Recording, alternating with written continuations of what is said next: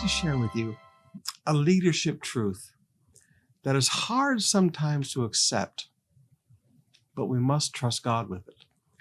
It is not our job to convict the world of sin, and it is not our job to convince people of truth. It's the job of the Holy Spirit to convict the world of sin, and it's God's job to convince people about truth.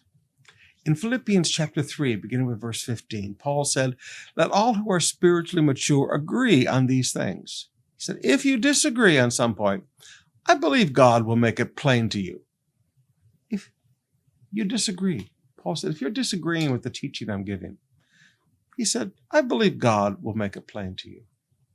Now, the scriptures are very clear. In Paul's writings, he tells us that people can be convinced by persuasive words of men's wisdom, 1 Corinthians 2, verse 4 and 5.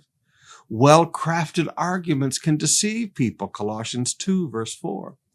People can be captured by empty philosophies and high-sounding arguments, Colossians 2, verse 8.